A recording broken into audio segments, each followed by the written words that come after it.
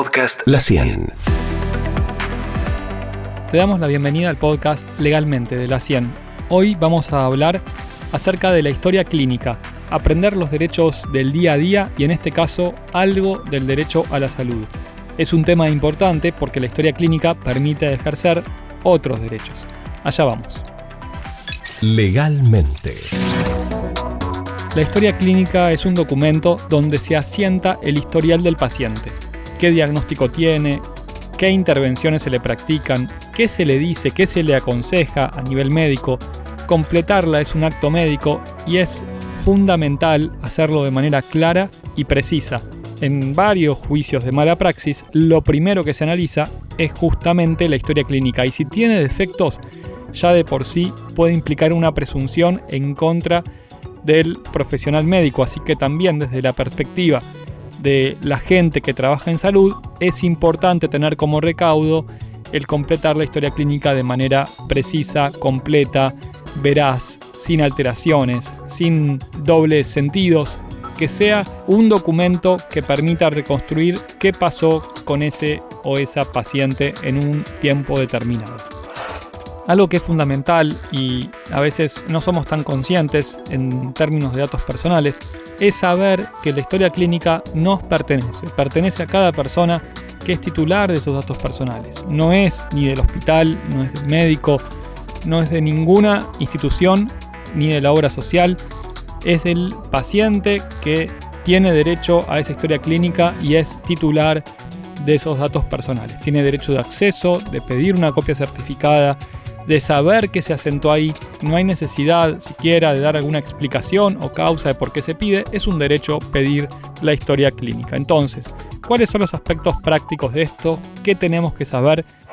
Primero que nada, que todo acto médico que se realice debería ser asentado en una historia clínica. Por eso, cuando nos atendemos por primera vez en algún lugar, es importante notar o ver si nos hacen completar una ficha, si nos preguntan los antecedentes, si tenemos alguna alergia, cuáles son los historiales que pueden haber tenido cierta persona, para justamente armar y iniciar esa historia clínica, que se compone de los datos personales, las condiciones del paciente, qué se le diagnostica, cuándo se lo atendió, quién lo atendió, qué equipo, qué se le dijo, qué se le indicó, qué medicamentos tomó, qué reacciones tuvo. Bueno, todo lo que va pasando en la salud de ese paciente debe ser asentado en la historia clínica.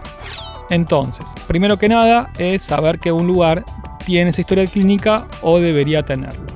Otro de los temas que son clave para saber es que tenemos derecho a pedirla, tenemos derecho al acceso de esa historia clínica. El plazo para que nos den una copia son 3 días, es decir, desde que la pedimos, el centro médico tiene 3 días para buscar una copia, sellarla, firmarle, decir estos son los datos personales en la historia clínica que tengo de tu parte, acá podés retirar la copia. Puede ser digitalizada, puede ser un escaneo, como se llama, o puede ser algún archivo, no hace falta que sea escrita, pero sí tiene que ser íntegra, es decir, de alguna manera tiene que certificar que esa historia clínica surge de la institución médica. Y por eso puede tener un certificado o firma digital, o puede tener un sello, si es que es escrita, y listo. O se manda por mail, desde el mail oficial de la institución, o se accede a través de un portal de derechos del paciente, como tienen algunos hospitales o centros médicos. Cualquiera de esas formas son válidas. Siempre saber que es un derecho pedir la historia clínica. Hay una ley 26.529 de derechos del paciente. Es muy importante leerla, es muy clara también la ley y habla de la intimidad, de la confidencialidad, de la autonomía de la voluntad, del consentimiento informado, que es el eje de toda la relación médico-paciente. Consentimiento, es decir, que la persona apruebe lo que se le va a hacer, e información, con información clara y explicada de qué consiste aquello que tiene, qué tratamiento se le aconseja, cuál no, y que a partir de ahí tome una decisión libre e informada. Bien, algún día podemos hablar de casos más en el borde quizás, pero esta es la regla general para todo paciente o toda paciente que se trate en una institución médica. También algo importante, ¿no? Que no viene mal decirlo, es un derecho pedir la matrícula de aquellos profesionales médicos que nos atienden. Ha pasado, obviamente que es un delito esto, pero ha pasado que algunas en algunas urgencias, hayan enviado personas que no tenían título de médico. Obviamente que por esto hubo actuaciones penales, hubo intervención de la justicia, pero yo lo estoy dando como modo de prevención, de precaución. Que si alguna persona desconfía y tiene todo el derecho de hacerlo, de pedir una matrícula, un certificado de saber quién nos está atendiendo y qué título tiene. Esto vale para un consultorio, para una ambulancia, para cualquier lugar donde nos atienda o nos pretenda atender un médico. Entonces, dijimos que tenemos derecho a la historia clínica dentro de los 3 días. ¿Qué pasa si hay un caso urgente? El hospital o el centro médico tiene que darla antes. Es decir, si está fundado que hay una urgencia, que hay alguna necesidad de tener la historia clínica antes, también se puede pedir. O sea, el plazo de 3 días es el plazo máximo. Pero puede haber plazos menores cuando haya necesidad del paciente. ¿Y cómo se pide? Bueno, se puede hacer un escrito, es muy simple.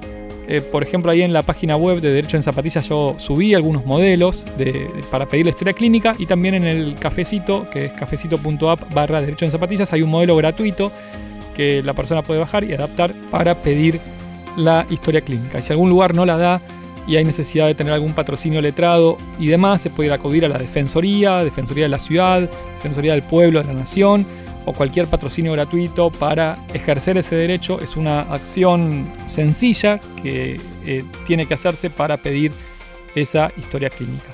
También se podría intentar con la Agencia de Protección de Datos Personales, porque en definitiva hay detrás de la historia clínica datos personales y muy importantes de la persona que es paciente. En la Argentina, una novedad muy importante es que se aprobó la digitalización e informatización de las historias clínicas. Es decir, las historias clínicas van a ser, según la ley, digitales. Y lo digo en futuro porque la ley tiene que reglamentarse, tiene que implementarse y tiene que cumplirse.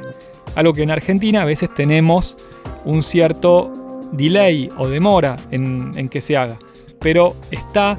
Y lo que va a pasar, o debería pasar, es que haya un registro único de historias clínicas y que haya una historia clínica unificada entre los distintos centros médicos, que tendría la conveniencia que sea accesible para todas las personas médicas, para todas las personas, que se pueda tener un seguimiento, que sea íntegra, que sea inalterable y que tenga carácter auténtico, es decir, que sirva de prueba para que todas las personas que la quieran conocer o que necesiten conocerla puedan hacerlo en tiempo y forma. La ley ratifica que el paciente es el titular de los datos personales y tiene en todo momento derecho a conocer la información en la historia clínica electrónica, que es un documento que tiene una marca temporal que permite saber quién accedió y que tiene permisos de acceso, de consulta, de actualización y de modificación de los datos.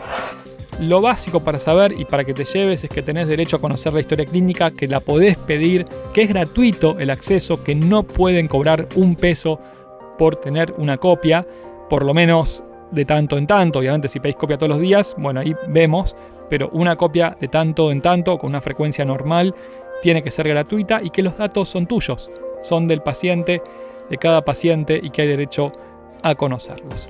Muchas gracias por escuchar el podcast Legalmente. Me llamo Sergio Moadev. Podés seguirme en las redes, ahí en Derecho en Zapatillas, escucharme también en la radio, en la 100, por supuesto, y entrar en el instagram.com/Derecho en Zapatillas.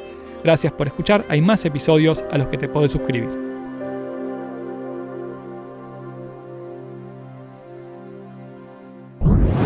Podcast La 100.